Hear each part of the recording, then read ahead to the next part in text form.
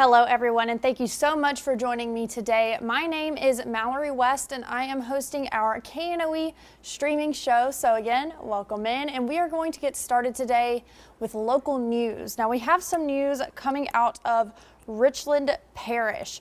Richland Parish Sheriff's deputies are investigating what appears to be a drive-by shooting that killed a man in the Bee Bayou area. Sheriff Neil Harwell says it happened this morning after 3:30 a.m. on Highway 583. Investigators say there is no reason to believe it's connected to the Meta construction project. The identity of the man killed has not been released pending notification of his family. Now we will keep you updated on air and online when more information becomes available, but they do not believe that the public is in any threat and that this was an isolated incident. And if you've ever considered working in public service, now is the perfect time. The Ouachita Fire Department says they're looking to hire around 20 firefighters. Fire officials say operations meet department standards, but adding more firefighters would improve emergency response. We are in great shortage right now. Right now we staff a minimum 2 guys to each truck, and we have 15 stations right now. So a lot of those stations, especially what we call our inline stations, they have a very, very high call volume. So the need to maybe potentially add an extra 2 guys to each one of those stations is very, very important to us. You can find out more about becoming a firefighter next Tuesday at 6 p.m. That's when they have their recruitment event at the fire station on New Natchitoches Road in West Monroe. Now we're going to take a quick look at some sports. The Moccasins are going for their 13th straight win tonight inside the Snake Pit. The Mocs lead the Continental Division with 64 points, which is 3 points ahead of Athens. Mocs are 6-1 versus the Zydeco this season. Say it's more about how we play instead of who we're playing. We know if we go in there and play our game, there's not anybody that should really beat us. One game at a time. You know, I think everybody around us is mentioning the winning streak, and hey, hats off to the guys. I mean, that's quite an accomplishment. We're going to continue to keep that rolling, and but again, it's one game at a time. You don't want to look too far ahead.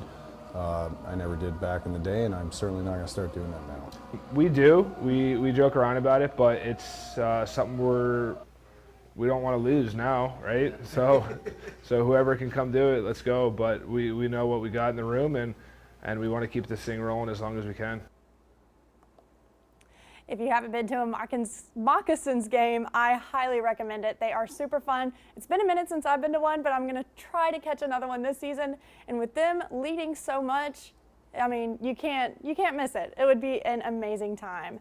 Now, I like to call this the show before the show because we do have our 5 o'clock newscast coming up in just about an hour. So stay tuned for that 5 o'clock show. And until then, I am going to tease some of the stories that you are going to be seeing in those shows. So starting off, if you live in Louisiana, one animal we see a lot around here is deer, especially if you're a hunter, but if you're a car driver as well.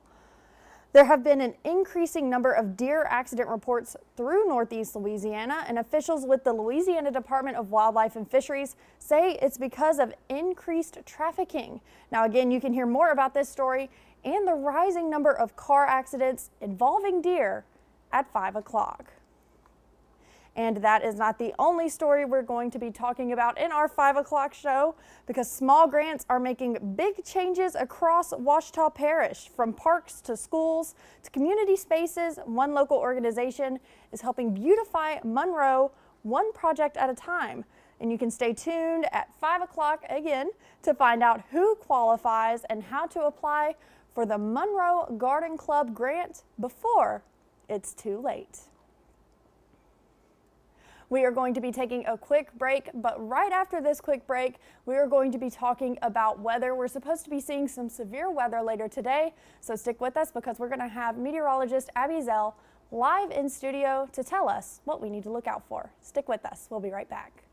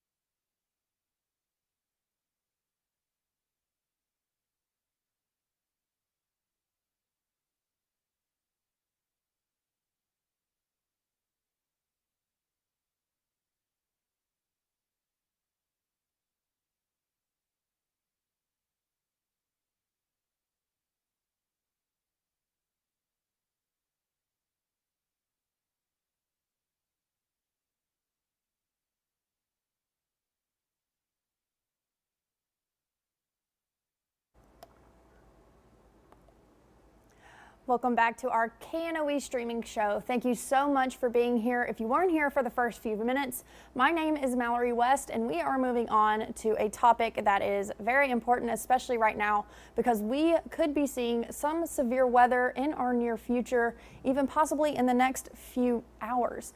And I am going to give it over to meteorologist Abby Azell to tell us what we can expect. Hi, Abby.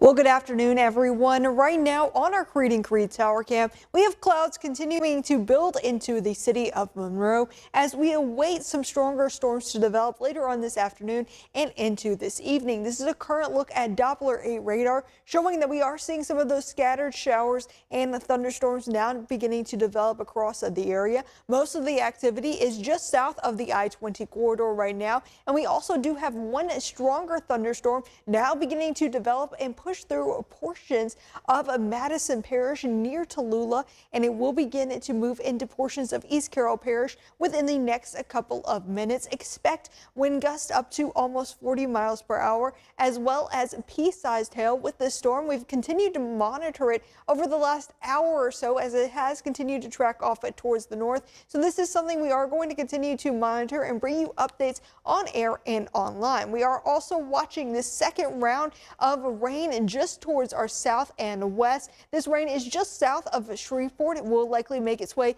into our southern parishes within the next 30 minutes or an hour or so. This is what we're going to continue to track out for the rest of the night, as we are expecting some stronger storms to develop along a cold front later on this evening. This is our current severe weather outlook, showing that we have a slight level 2 out of 5 risk in place for most of the ARC-LMIS today, and that means a low to medium risk for damaging wind gusts, hail, and localized flooding, with a lower end threat for isolated tornadoes. This is our current weather setup, showing that we have a front draped across our region. This front is what's going to bring in some of those stronger storms as we head throughout the rest of the night. So here's what you can expect. Going into about 8 p.m. tonight, we'll start to see some stronger scattered showers and thunderstorms begin to make their way into the ARC-LMIS. This is where we could expect some of those stronger thunderstorms to develop and possibly even some isolated tornadoes. Heading into the overnight, we'll see another round of scattered showers and storms begin to approach our region,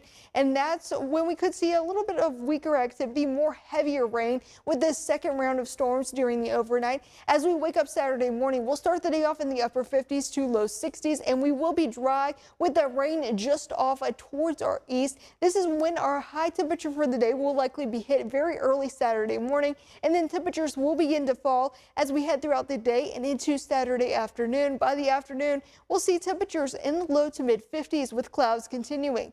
As we wake up Sunday morning, we'll likely have a few high clouds to start off the day, and we will be a lot cooler behind that front. Temperatures will be in the mid to upper 30s to start off the day. Heading into the afternoon, we keep some high clouds around, with high temperatures only climbing into the low and mid 50s to finish off the day on Sunday. Rainfall totals over the next couple of days look to be anywhere from about 1 to nearly 2 inches of a total rainfall here across the ARC-LMIS. The heaviest rainfall totals will likely be along the I-20 corridor. This is going to be very beneficial for our ongoing drought concerns here across the ARC-LMIS, as we are continuing to watch severe levels of drought encompass most of the area along and just south of the I-20 corridor, as well as moderate levels of drought covering the rest of the ARC-LMIS. As for tonight here in the region, expect isolated showers and storms to continue into the overnight, with temperatures tonight falling into the mid 50s. Here's a look at your 7-day forecast, showing that we'll keep clouds around for tomorrow, with high temperatures very early in the day reaching the low 60s. Going into Sunday, we'll be in the mid 50s under a mostly sunny sky. Sunshine continues for Monday with high temperatures in the low 50s, low 60s for Tuesday and Wednesday, and then we'll be in the low to mid 50s to finish off the week. Thank you, Abby. And like she said, we are expecting to see some of that nasty weather in our area in DOTD if you're planning on driving through this weather, because I know it's at a pretty inconvenient time. People are trying to get home from work. People are trying to get dinner, things like that. DOTD did release some tips, if you will, for driving when the weather is bad. And here is this really nice infographic that they made, and I'll just read some of these off to you. So it's make sure your wiper blades are effective and don't leave streaks on the windshield. Don't drive unless absolutely necessary. Another really important one. Always allow extra space since stopping distances increase on wet roadways. Give yourself extra time to reach your destination, and don't use cruise control because you need to have that ability to react. If you begin to hydroplane, they also give some great tips for that.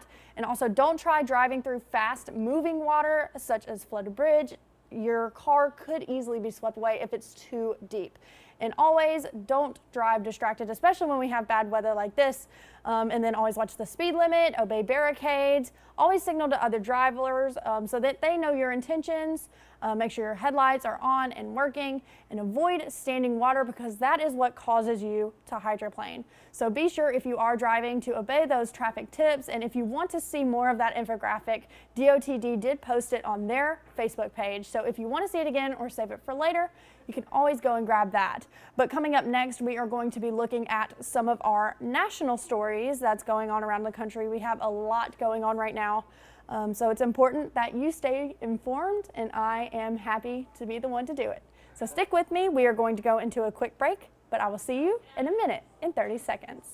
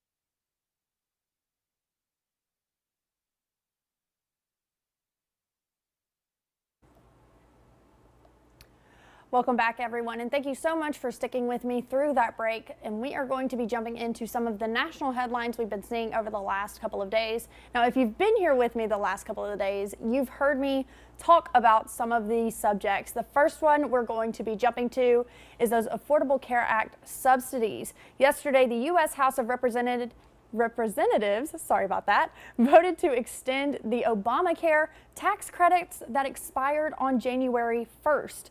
Emma Wolfhurst is here to tell us what this could mean for people's insurance premiums.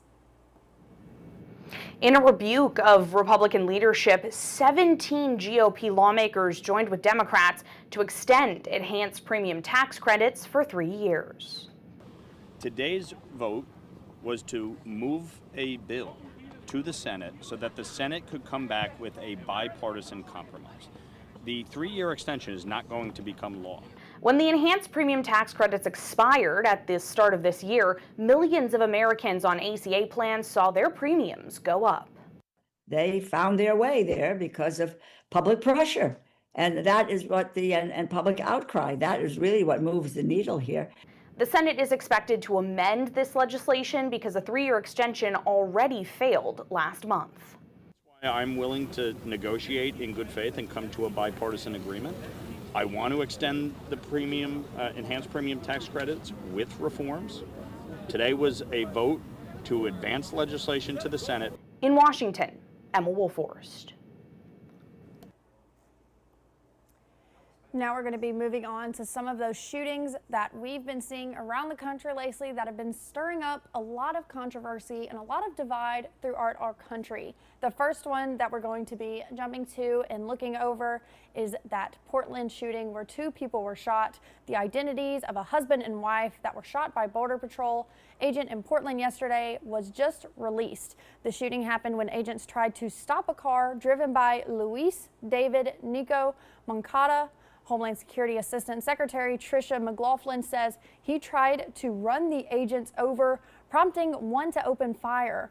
Moncada's wife was in the passenger seat and both were taken to the hospital with gunshot injuries. The Department of Homeland Security posted on X that the couple is in the country illegally and associated with the gang Tren de Aragua. Portland's mayor called for ICE to halt all operations in his city. Now, that is not the only shooting that we've seen happen that involves federal agents. We also saw that one that happened Wednesday in Minnesota. And as you can see here, it has caused a lot of stir, a lot of people protesting. So Minneapolis Mayor Jacob Frey spoke at the Minneapolis City Hall today. Mayor Frey said they will not back down from seeking justice for 37-year-old Renee Good, who was shot and killed by ICE federal agent. It's caused protests across the country. And again, this video you're seeing here is out of Minnesota. Mayor Frey says the fact that Pam Bondi's Department of Justice and this presidential administration has already come to a conclusion about those facts of everything that happened that day is deeply concerning. In Minneapolis, when a tragedy strikes, there's one word that summarizes what is most important, and that word is integrity. This is not the time to bend the rules. This is a time to follow the law. This is not a time to hide from the facts. This is a time to embrace them, making sure that we're pushing for transparency every step of the way. The fact that Pam Bondi's Department of Justice and this presidential administration has already come to a conclusion about those facts is deeply concerning. And Vice President J.D. Vance is standing behind the ICE agent involved in that incident, saying he acted in self-defense. The vice president said, quote, "This is a guy who's actually done a very, very important job for the United States of America." And he goes on to say, quote, "He's been assaulted, he's been attacked, he's been injured because of it." On to other national news. This is another topic that we've been covering quite a bit here at the streaming desk. It is that of Venezuela. Now, as you know, Saturday, Nicolas Maduro was taken from Caracas and brought to New York to face charges of drug trafficking.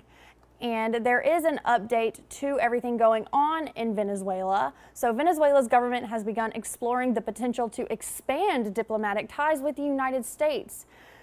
U.S. Department officials traveled to Caracas for technical and logistical assessments, it said in a statement today. And the department separately said the U.S. officials were assessing potential phased resumption of embassy operations in the South American country. Washington and Caracas have signaled they are seeking cooperation since last week's dramatic U.S. military operation that resulted in the capture of President Nicolas Maduro.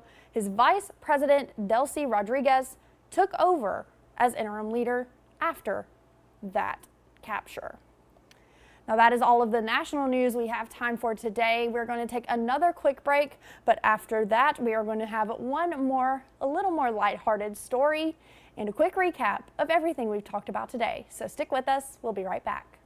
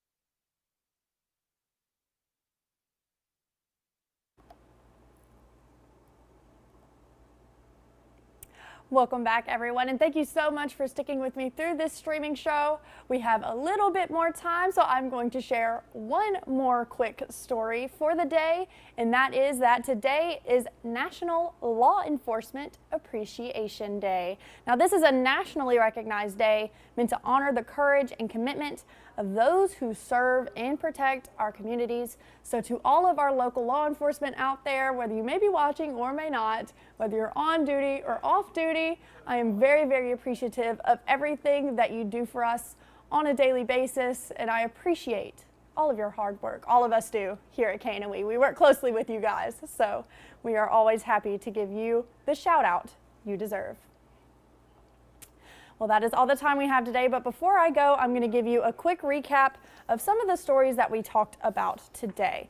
So we started off by talking about that drive-by shooting in Richland Parish. Not much information has come out about that yet. It does look like a drive-by shooting, and the identity of the man killed has not been released because we are waiting on his family to be notified. And then Ouachita Parish Fire Department is hiring right now, so you can check that out. And you can learn more about it next Tuesday at 6 p.m. because they are having a recruitment event at the fire station on New Natchitoches Road in West Monroe. And then the Moccasins are playing tonight, so if you're looking for something to do, you can always go catch a hockey game. And then tonight at 5 o'clock in our 5 o'clock newscast, we are going to be talking about deer numbers and the amount of car accidents we've been seeing as of late. And then we also are going to be looking at grants that the Monroe Garden Club is giving out to help with beautification around our area. So stay tuned for all of that exciting things. And then nationally, we have kind of been covering the same topics. That is the Affordable Care Act subsidies, and those have been extended, so that is very good news. And then the Portland shooting that happened just yesterday, and then that Minnesota shooting as well, and then everything going on in Venezuela. And again, it is National Law Enforcement Day. That was my last story of the day. One more quick shout out to our men in blue. Thank you so much for your service. But that is all of the time that I have today. Again, thank you so much for joining me. We are going to be streaming at 9 a.m. and 4 p.m. every day, just doing a little bit more of a personable recap of all of the news we've been seeing as of late and giving you the chance to know me a little better. Again, I really appreciate you being here with me, and I will be back here at this desk Monday at 4 p.m. I'll see you then. Thank you so much for watching.